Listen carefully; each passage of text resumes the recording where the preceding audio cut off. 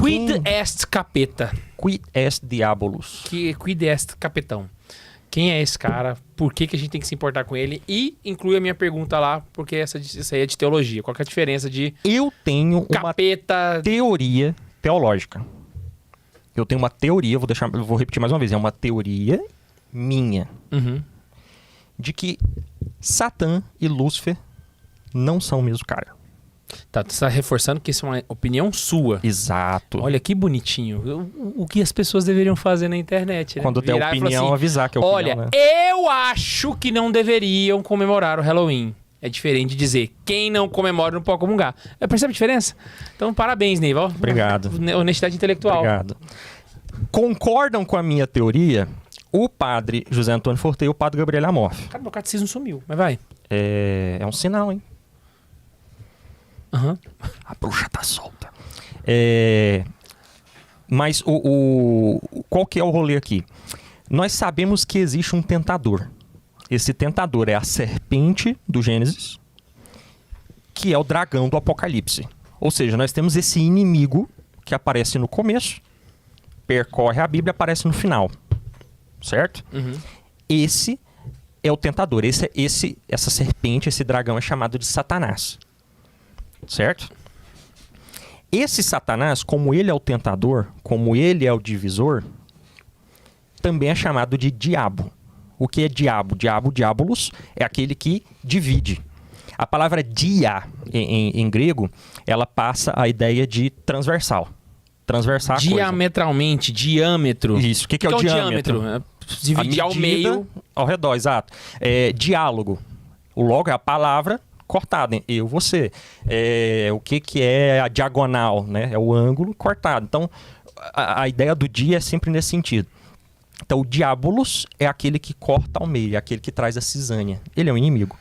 Então, diabo e Satã, diabo e Satanás, é a mesma coisa. Então, você pode dizer... É um nome latino e um nome hebraico, para a mesma coisa. Então, a gente pode dizer que o diabo... ele é sempre a raiz de toda divisão, de toda falta de união, de toda falta de comunhão, de toda polarização? Acredito que sim.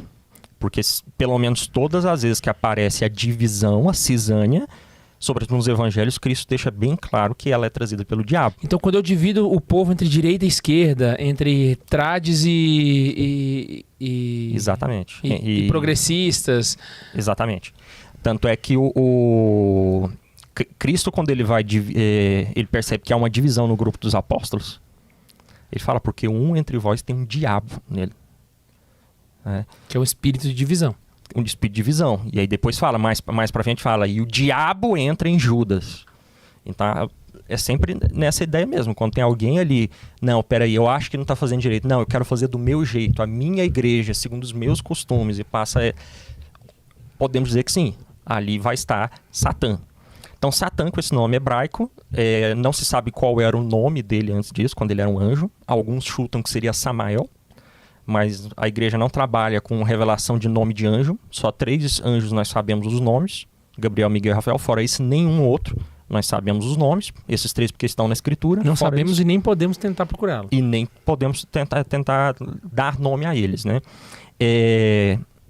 Esse Satã muitas vezes é comparado com Lúcifer.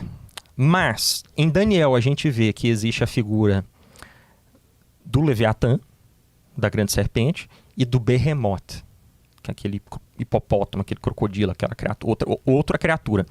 E no Apocalipse a gente vê que tem o grande dragão e tem o anticristo.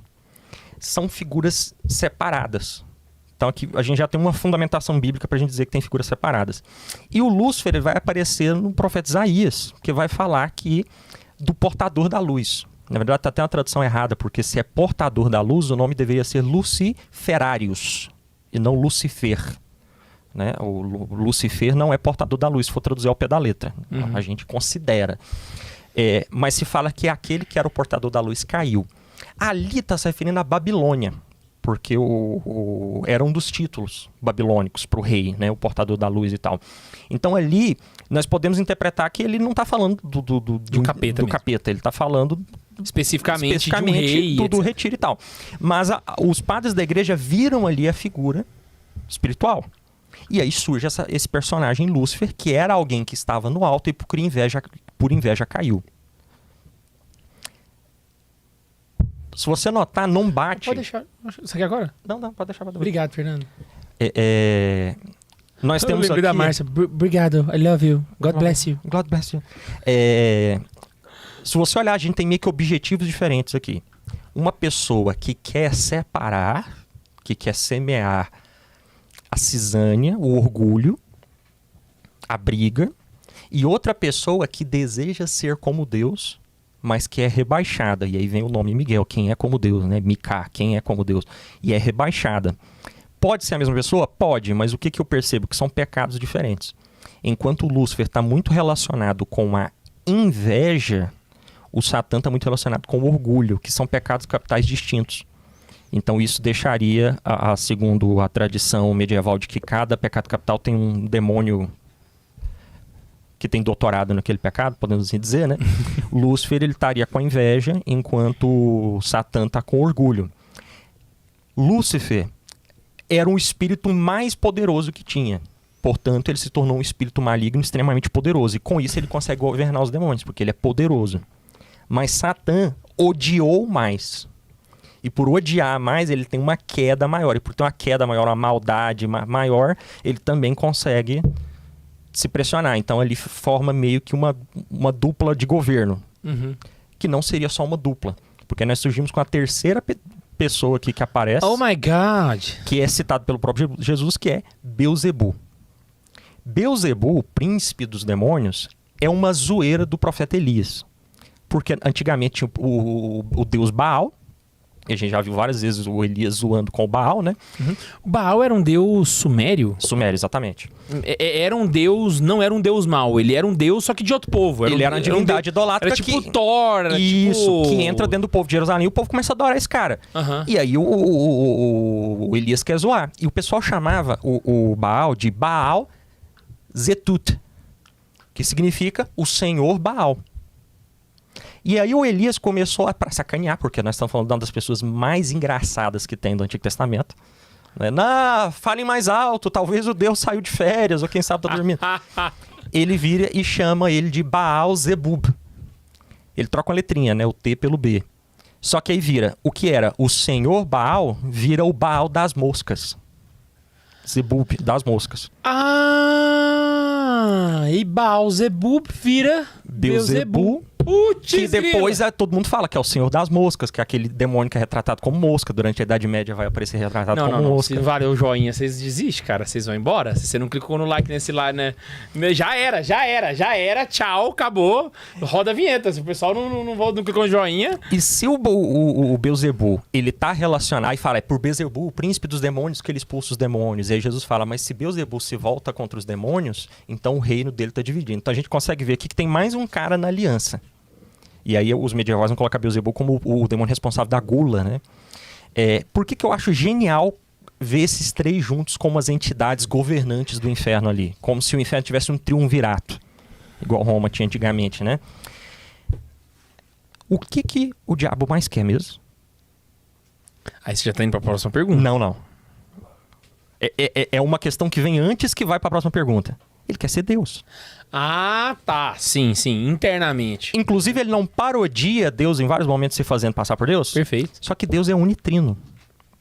E ele parodia a Trindade. Tanto é que você tem o horário da Trindade, o horário da misericórdia, 3 horas da tarde, o horário que Cristo morreu na cruz. E aí você tem os 3 horas da manhã, o horário das trevas. Sim. Para rebater. Para alguém que quer parodiar Deus, não faria sentido ele se juntar com a galera para tentar formar uma Trindade? Pior que enquanto você tava falando aqui que juntou o terceiro, eu tava fazendo esse paralelo.